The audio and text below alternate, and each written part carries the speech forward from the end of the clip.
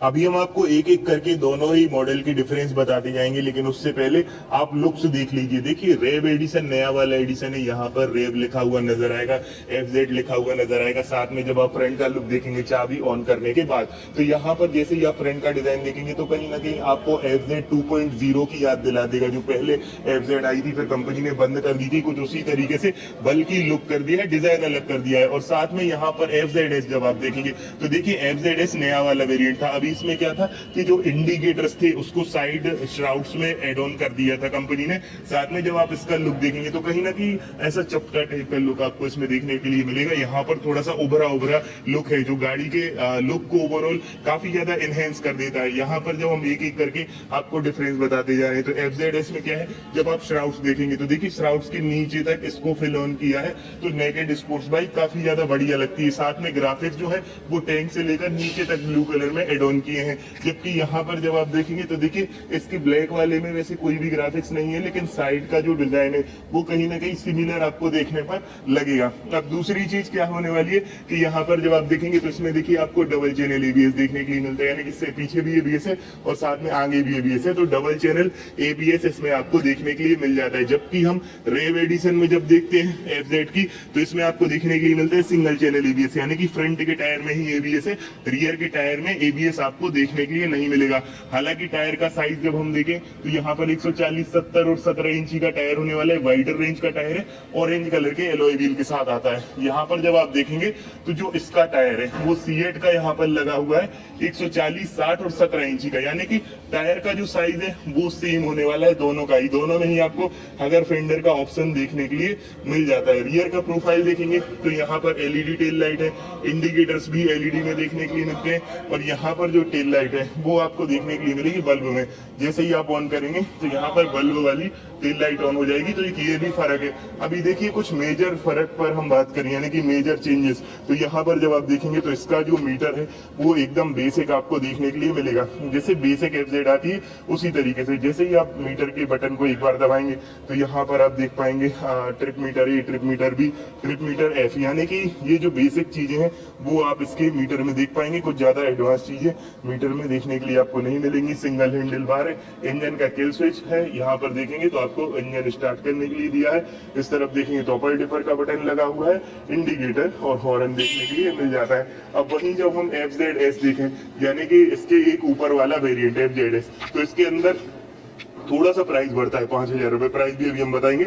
लेकिन अभी हम फंक्शंस पे हैं तो प्राइस थोड़ा सा बढ़ता है, लेकिन फंक्शंस बहुत सारे बढ़ते हैं। जैसे ही मीटर को ऑन करेंगे तो पहली चीज तो बड़ा मीटर देखने के लिए मिलता है। जब ये बड़ी लिखा हुआ नजर आएगा तो यहाँ पर आप अपना नाम भी सेट कर सकते हैं, जैसे MT-15 में रहता है उसी तरीके से। अब इसके अंदर आपको बहुत सारी चीजें मिलती हैं।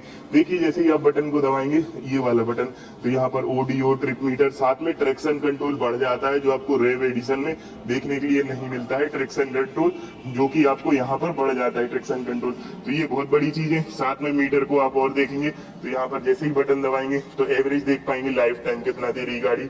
यहाँ पर आप लाइफ टाइम एवरेज के साथ यहाँ पर trip meter A, trip meter B, तो ये बेसिक चीजें देख पाएंगे। टाइम देख पाएंगे, ट्रैक्शन कंट्रोल का यहाँ पर भी साइन आता है। एक बार बंद करके चालू करेंगे तो यहाँ पर TCS का साइन, ये देखिए यहाँ पर TCS का साइन बना हुआ आपको नजर आएगा। साथ में कॉल एसएमएस अलर्ट दिखाई देगा, तो आप इसको मोबाइल से भी इजीली कनेक्ट कर पाएंगे।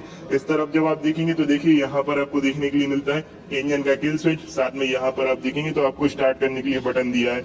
इस तरफ जब आप देखेंगे तो देखिए इसमें आपको अपर डिपर का स्विच, इंडिकेटर, और साथ में ये जो क्लच है ये वेट ड्राई क्लच है। इसमें आपको किसी तरीके से स्लीपर क्लच वगैरह देखने के लिए आपको नहीं मिलता है। अब जो चीजें सेम है उस पर भी हम चर्चा कर लेते हैं। तो यहाँ पर जब आप देखेंगे फ्यूल टैंक, तो देखिए बड़ा फ्यूल टैंक है। एफजेड में क्या है, ये वाली जो डिजाइनिंग है ये शुरू से ही जब से एफजेड के वेरिएंट आ रहे हैं ये वाली डिजाइन पर एफजेड काम करती है, यानी कि यामाहा। तो ये 12 लीटर का फ्यूल टैंक है, लेकिन देखने पर बहुत ही ज्यादा बड़ा लगेगा। और यहाँ पर जब आप देखेंगे रेव, तो इसमें भी जो फ्यूल टैंक है वो 12 लीटर का ही है, यानी कि फ्यूल टैंक में किसी भी तरीके से फर्क नहीं होने वाला है। देखने पर काफी बढ़िया लगता है। ये वाला जो उभरा उभरा डिजाइन आप देखेंगे, मतलब बाहर निकला, ये काफी ज्यादा एनहेंस करता है लुक को। साथ में जब आप सीट देखेंगे तो देखिए सिंगल सीट है, फ्रंट और पिलियन दोनों के लिए ही कंफर्टेबल हो जाती है सीट। खासकर जब हम FZ रेव की भी बात करें या फिर हम बात कर लें FZS की, तो इसकी भी जो सीट है वो सेम होने वाली है, यानी कि दोनों की सीटें कंफर्ट के मामले में जानी जाती हैं। साथ में यहाँ पर जब आप देखेंगे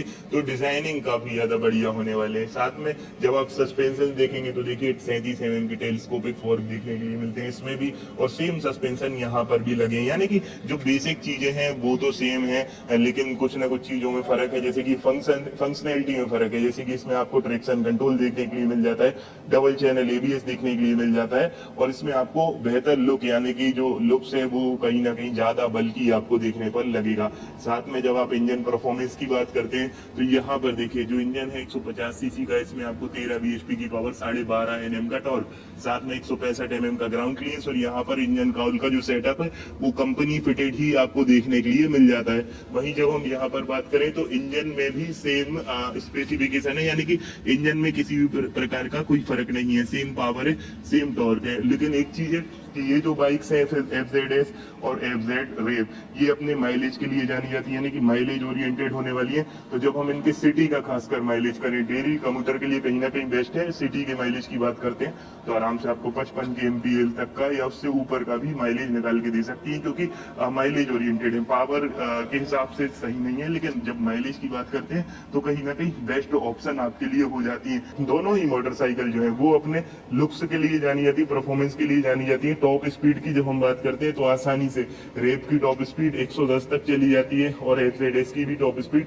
115 तक टच कर जाती है जब आप इसको हाईवे पर भगाएंगे तो। खैर आप बताइए आपको दोनों में से कौन सी मोटरसाइकिल पसंद आ रही है। हमारे हिसाब से जब कंफर्टेबल लुक की बात होती है, साथ में डेली कम्यूटर की बात होती है, तो कहीं ना कहीं FZ वेव एडिशन आपके लिए बेस्ट ऑप्शन हो सकता है, और FZS भी आपके लिए बेस्ट ऑप्शन हो सकता है। ये दोनों ही वेरिएंट जो है ये पॉपुलर वेरिएंट है, जो हम आपको दिखा रहे हैं FZ की तरफ से, यामाहा की तरफ से आने वाले सबसे ज्यादा हाईली डिमांड वेरिएंट ये हमने आपके सामने खड़े कर दिए हैं।